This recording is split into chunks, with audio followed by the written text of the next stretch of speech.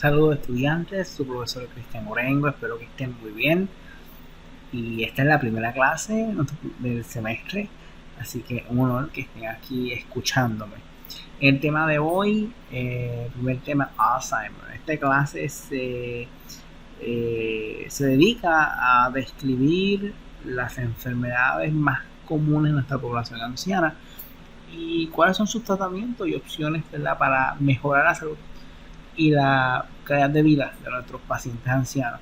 Así que, como les dije, nuestro primer tema, Alzheimer, y aquí, ¿verdad?, estamos con la discusión del tema. Antes de continuar, recuerden que pues, mi nombre es Cristian Orengo Clavel.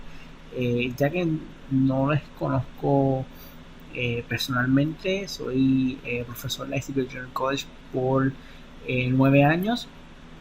También soy enfermero con bachillerato en ciencias de enfermería del recinto universitario de Mayagüez.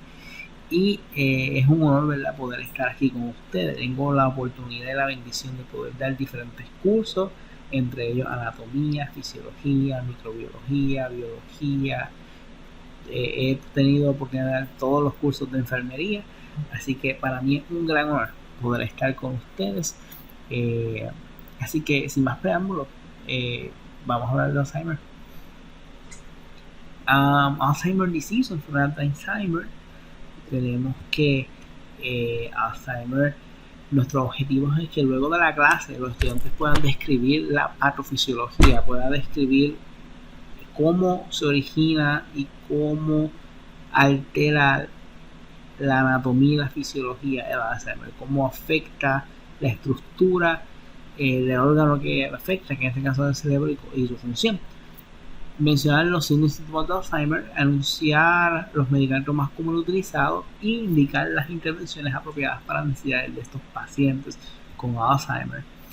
Así que la pregunta es ¿qué Alzheimer? Bueno, Alzheimer está dentro de una sombrilla que cubre muchos tipos de demencia. Alzheimer, una de las demencias que ocurren, ¿no?, en los pacientes ancianos. Cabe señalar que Alzheimer no es algo normal, es una patofisiología, es una alteración a la función normal, la fisiología, la función de nuestro cuerpo, y la patofisiología, aquella función que no es normal. Así que tenemos una patofisiología que no es normal y no es común ni es obligatoria en el envejecimiento. Así que hay otras demencias como las demencias vasculares, el Parkinson y en este caso el Alzheimer. Así que el Alzheimer es una enfermedad caracterizada por la pérdida progresiva de aquellas funciones que se conocen como cognitivas. ¿Qué son funciones cognitivas? Son funciones del cerebro que te permiten pensar, analizar, planificar, resolver problemas, especialmente matemáticos y matemático lógico, concentrarse, lenguaje, mantener la atención, organizarse. Estas son funciones cognitivas y ellas se ven disminuidas debido a esta enfermedad. Y esto va a incluir al final, ¿verdad?, la movilidad y las funciones de otros órganos.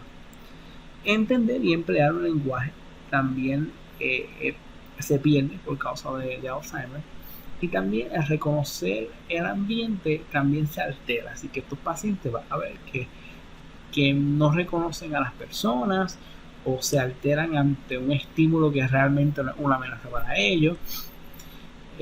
Así que Alzheimer lamentablemente afecta esas funciones. Tenemos que cómo yo diagnostico clínicamente Alzheimer. Bueno, los médicos y la literatura dice que la única forma de diagnosticar 100% correcto Alzheimer es luego de la persona haber fallecido que se hace una autopsia.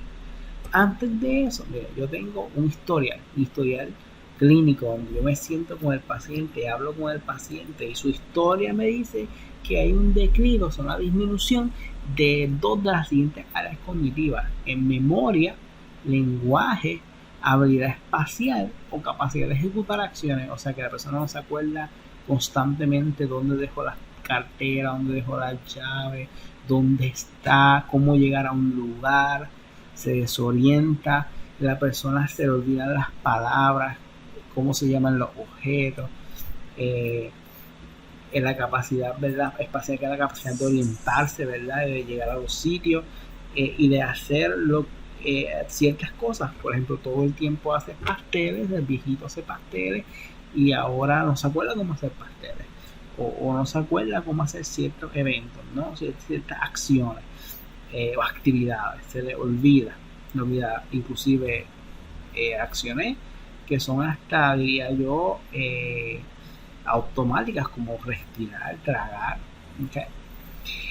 También tenemos las pruebas de imágenes, que en este caso sería CT MRI, donde podemos observar entonces alteraciones en la estructura cerebral.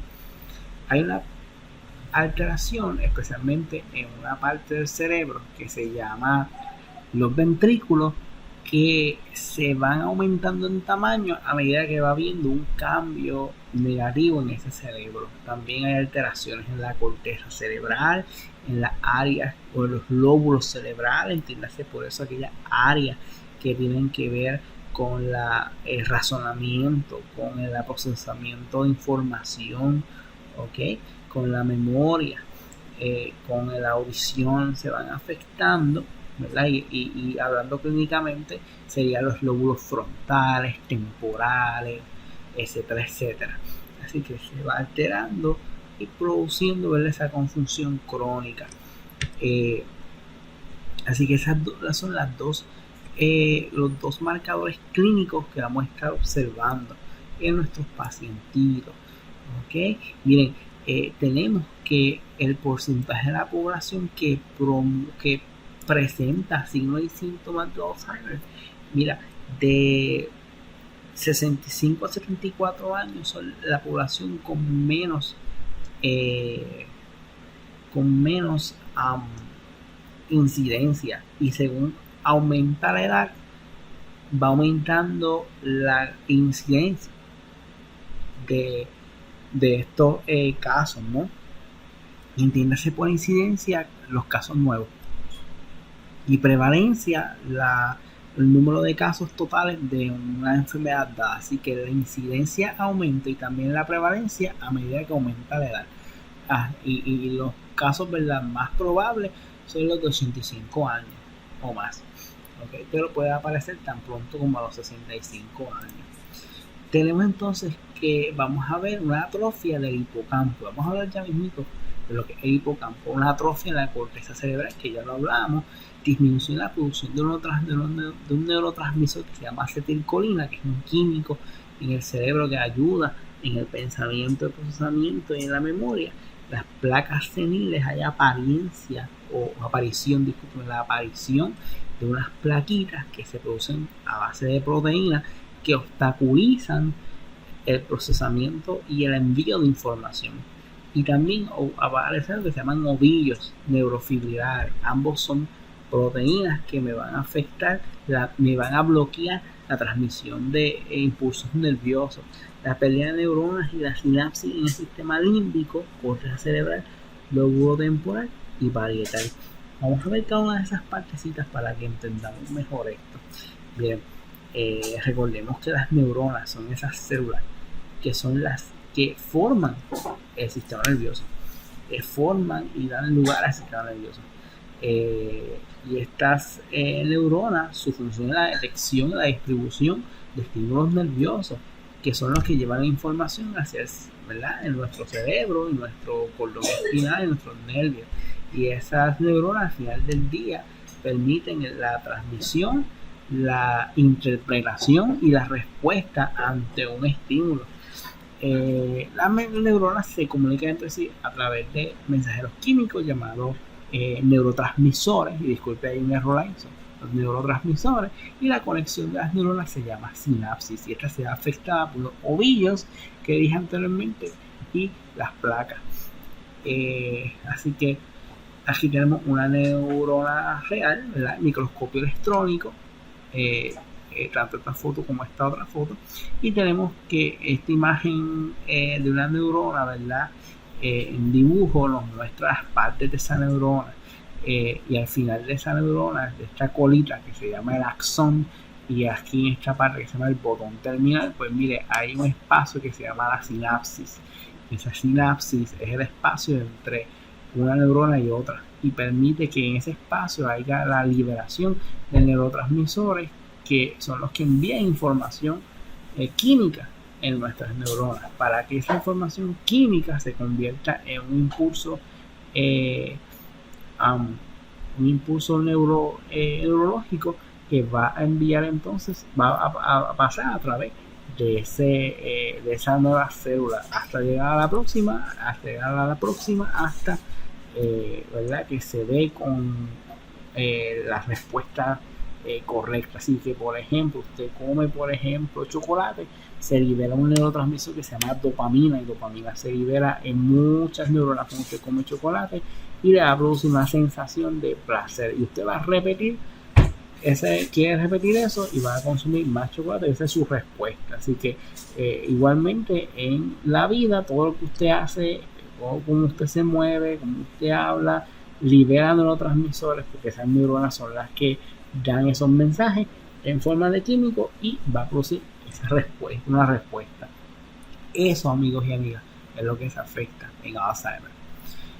Tenemos el sistema nervioso central, división del sistema nervioso, el central, que se compone del encéfalo, que viene siendo lo que usted conoce como el cerebro, pero también las estructuras como el cerebelo, el tallo encefálico. Tenemos el cordón espinal y los nervios espinales que van hacia los órganos y hacia los brazos y hacia las piernas y todas las demás estructuras. Tenemos entonces ese cerebro, lo tenemos aquí, ¿verdad? Está como que doblado en sí.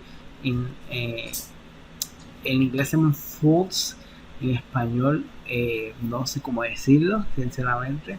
Son como giros, ¿verdad? Dobleces, y esos dobleces son importantes porque le dan la forma para funcionar correctamente. Y en el medio tiene una división que se llama el cuerpo calloso y la sutura longitudinal, que permite dividir el cerebro en dos mitades, el hemisferio derecho y el hemisferio izquierdo. Ambos hemisferios hacen unas funciones interconectadas que permiten entonces la función completa de su cuerpo. ¿Okay? Yo tengo entonces diferentes lóbulos. Tengo el lóbulo frontal, que permite el razonamiento lógico, que permite la toma de decisiones. El lóbulo parietal, que permite la integración de todos los estímulos, el procesamiento de esa información. Para, por ejemplo, usted ve una luz que se pone roja y usted sabe que es detener el auto, pero para que eso se dé, esa información, ese estímulo de luz tiene que llegar a sus ojos. De sus ojos pasa al nervio óptico, del nervio óptico pasa al cerebro a través de las neuronas. Ese impulso nervioso se convierte en neurotransmisores que va a llegar hasta el lóbulo parietal y va a poder darle una interpretación que es detén el carro, y como consecuencia una respuesta que es usted parando el carro, pegando freno. Tengo el lóbulo occipital, que el lóbulo occipital permite el balance, permite ¿verdad?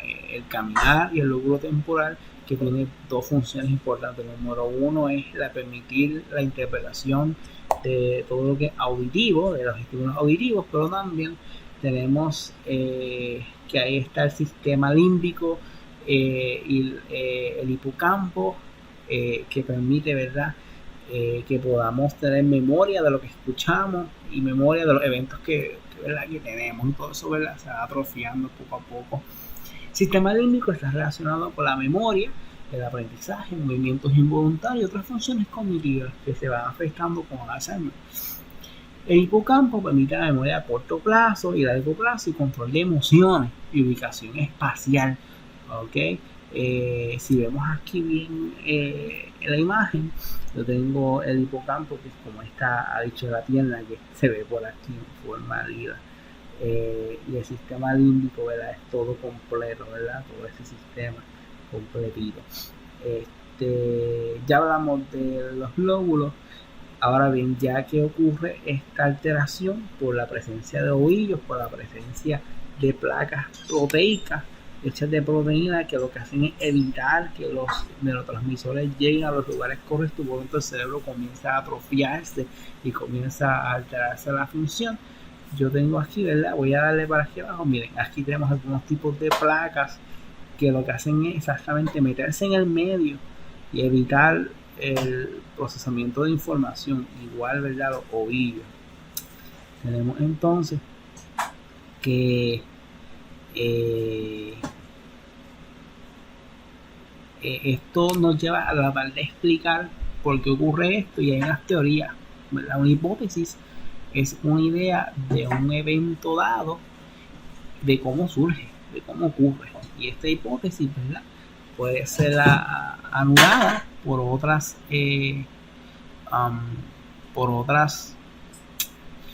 teorías, ¿verdad? Perdón, por otras hipótesis, ¿verdad? O a través de la experimentación, o puede ser cierta. Así que tenemos la hipótesis amiloide, tratar de explicar qué ocurre. Y esa hipótesis amiloide lo que dice es que aumenta la producción de una proteína que se llama alfa-beta amiloide, y que esa producción de alfa-beta amiloide promueve la formación de esas placas, y esos ovillos se forman cuando esa proteína, llamada también proteína tau, está defectuosa, afectando la estructura de las neuronas, provocándose la pérdida de sinapsis, que ya hablamos que era, y literalmente la muerte, ¿verdad?, de esa neurona. Así que tenemos, por ejemplo, esta neurona que tiene esta colita de neuronas, ¿se acuerdan? El axón, que está hecha de diferentes proteínas también, y esa proteína tau pues se mete en el medio y lo que hace es literalmente romper esa proteína, esa neurona. Así que voy a tener que se deshace la neurona y deja de funcionar, ¿okay? Así igualmente los ovillos se colocan sobre esa proteína. Recuerden que estas placas, estos ovillos están hechos de esa proteína amiloide. La proteína tau, y disculpe, ¿verdad?, que hago la salvedad, está presente en el axón, y la presencia de ambas proteínas lo que van a hacer es romper la neurona, y al final, porque en el caso de la proteína tau normalmente está en la neurona, pero está defectuosa en estos pacientes. Así que yo voy a tener tanto proteína amiloide de más como proteína tau defectuosa, y por consiguiente se abre la neurona, se pierde la integridad de la neurona, se rompe la neurona y deja de funcionar, y por eso la atrofia a nivel cerebral. ¿Qué medicamentos hay para Alzheimer? Miren, mi experiencia ha sido que estos medicamentos no son para todos los pacientes, y la presencia y la dificultad de un diagnóstico certero realmente nos deja ver que la administración y la orden médica de medicamentos Alzheimer varía de paciente en paciente, porque cada paciente es un mundo. Así que dentro de estos medicamentos disponibles en el mercado, yo tengo inhibidores de colesterasa que permiten que haya que haya más acetilcolina disponible para que el cerebro funcione mejor. Mejora los síntomas, pero no detiene la enfermedad. Dentro de ese grupo de medicamentos tengo Aricept, Excelon, que viene en forma de parcho, Rasalin, que es Galantamine, y Namenda, que es Memantine. Todos estos medicamentos están disponibles de 5 a 10 miligramos hasta 20 miligramos. En el caso de Aricept es 5 a 10 miligramos cada día, Excelon 3 a 6 miligramos 2 veces al día, Galantamine 4 a 12 miligramos BID, que es 2 veces al día, y Namenda 5 a 20 miligramos cada día. Se supone que usted vea improvement, o sea, que haya mejoramiento de ese paciente en los 6 meses luego de la administración de medicamentos. Ahora bien, esto, como te dije, no es para todos. Hay pacientes, y he observado que pacientes que con estos medicamentos empeoran, sus síntomas empeoran, su conducta empeora, aumentando el riesgo de caída, aumentando el riesgo de autodaño, aumentando el riesgo a desorientación, disculpe. Hay pacientes que estos medicamentos no hacen absolutamente nada, sino todo lo contrario. Así que en presencia de esto, usted debe de hacer dos cosas. Número uno, en el caso de usted como cuidador, notificar al enfermero o al familiar para que notifique al médico, que a su vez el médico, dependiendo del tipo de médico, puede ser que cambie medicamento, cambie dosis o elimine el medicamento. Efectos secundarios de estos medicamentos, miren, náuseas, vómitos, somnolencia, insomnio, dolor de cabeza, agitación, confusión. En el caso de memantin y namenda específicamente, miren, poliuria, que es orina excesiva, ansiedad y agresión. Esa poliuria nos va a llevar a deshidratación, y la deshidratación a empeorar la condición, aumento en el pulso, rash.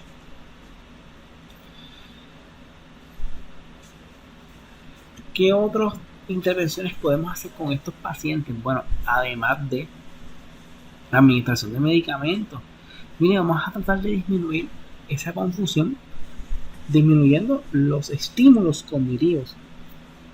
Si la persona se mantiene sola por mucho tiempo, se va a desorientar. Vamos a acompañarla.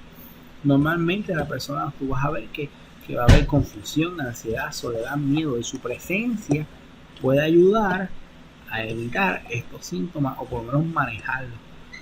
Y para eso usted entonces habla con los pacientes. Es posible que el paciente usted le hable y le diga otras cosas que no tienen absolutamente nada que ver, pero por lo menos él sabe que usted está ahí.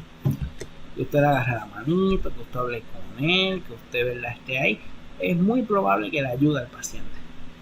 ¿Okay? Seguridad. Usted debe asegurarse que el paciente no se caiga.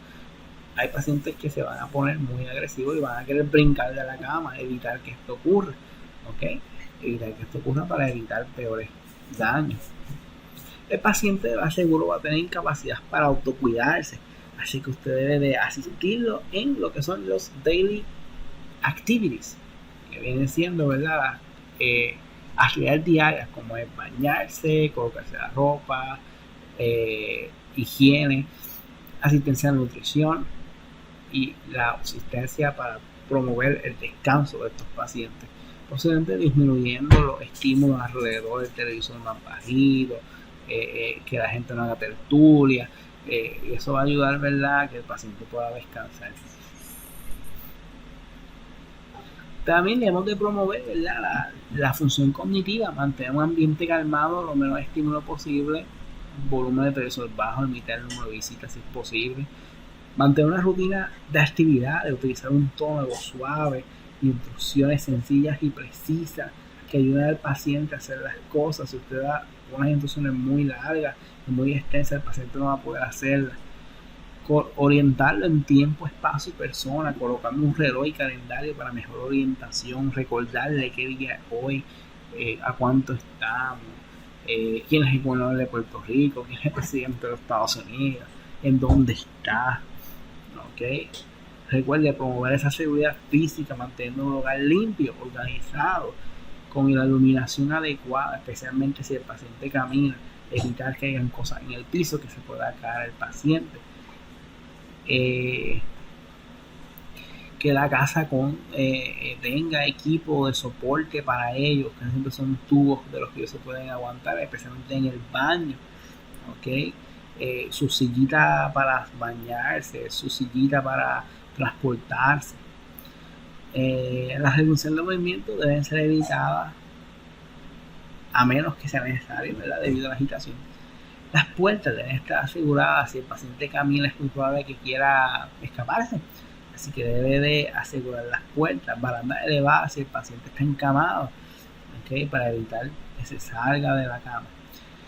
Pero aún con todo esto, usted puede promover la independencia del paciente, promoviendo actividades que pueda realizar el paciente, haciéndole parte de las acciones, de las cosas que puede hacer, si el paciente puede hacer. La verdad, usted debe de estimar y analizar qué acciones puede hacer el paciente o si ninguna acción puede hacer el paciente, y promover la participación lo más que se pueda, junto con terapia física, terapia ocupacional, y eso a través de médicos, home care y servicios, ¿verdad?, así lo amerita el médico. Como dije, promover la comunicación. También está la terapia del habla, que puede ayudar al lenguaje del paciente, siempre y cuando, ¿verdad?, el paciente pueda seguir instrucciones. Usted puede usar su comunicación verbal y no verbal para comunicarse con el paciente, y utilizar un lenguaje sencillo, palabras clave o frases clave que le ayuden a la memoria. Se llama prompting. Hay pacientes que a lo mejor usted le dice al principio de la palabra y entonces el paciente dice la palabra entera, y eso lo puede ayudar. Promover la socialización. Las visitas deben ser breves y no exhaustivas, ahí ahora menos por causa de COVID, pero la recreación es una forma de interactuar. Los juegos de mesa, charlar con las plantas, otras acciones pueden ayudar a ese paciente a socializar con sus otros familiares. Intervenciones como por ejemplo promover la nutrición adecuada, que la confección de esos alimentos sea con una textura que el paciente pueda masticar y tragar sin problemas. Si no hay problemas de tragar, si hay problemas de tragar, recuerde, ¿verdad? Preparar bien esos alimentos, escoger alimentos que sean de menos riesgo de ahogo al paciente, ya que eso puede causar, ¿verdad?, neumonía por aspiración. Estos pacientes se distraen fácilmente, así que ayudarlos a enfocarse en el tiempo mientras comen. En caso de problemas para utilizar utensilios, usted debe de proveerle alimentos. Verificar por favor la temperatura del alimento, ni muy caliente ni muy fría. Promover el sueño. Estos pacientes tienden a tener insomnia en algunos estadios, así que el que tenga, por ejemplo, algún tipo de actividad física le va a ayudar a descansar mejor. Evitar las siestas, ¿verdad? Lo que se llama el sundowning. A ellos les encanta dormir y entonces va a provocar que no duerma por la noche y va a tener entonces insomnio. El médico puede prescribir ciertos medicamentos como Restoril, pero eso va a provocar entonces alteraciones en el humor, y también melatonina, que también en dosis tan bajas como 10 miligramos puede hacer que un paciente caiga en depresión cuando tiene Alzheimer. Así que es importante tener cuidado con los medicamentos. Música ambiente y menos estímulos posibles para dormir. Administración de medicamentos, ¿verdad? Recordarse que los medicamentos de los pacientes usted los administra siempre, ¿verdad?, tomando en consideración una regla que se llama los 5 correctos: paciente correcto, medicamento correcto, la dosis correcta, la ruta de administración correcta y el tiempo correcto. ¿Okay? Cuando hablamos de ruta de administración es que si la medicina es oral, pues oral, por ejemplo, y aunque son exagerados, usted no muele una Panadol y la da intravenosa, la va a mandar a un paciente. Usted esa Panadol, usted la muele para dársela al paciente oral o por tubo nasogástrico o por tubo PEG, pero no intravenoso. Aunque usted no lo cree, hay gente que comete estos errores. Así que esté muy pendiente de la ruta correcta, la dosis correcta. Si usted no se acuerda, se administra un medicamento, no vuelva a darlo, espere la próxima dosis. ¿Okay? Así que básicamente es todo lo que debemos saber acerca de Alzheimer por el momento. Vamos a seguir hablando de otras condiciones y de esta vamos a tocarla de nuevo luego. Espero que esto les ayude a comprender más la situación de estos pacientes, y recordarnos que los familiares también son nuestros pacientes, porque ellos también tienen, ¿verdad?, esa sensación de cansancio por el cuidado directo y continuo de estos pacientes. Así que no se olvide de ellos, ayúdalos también, tengan una linda tarde y será hasta luego. Adiós.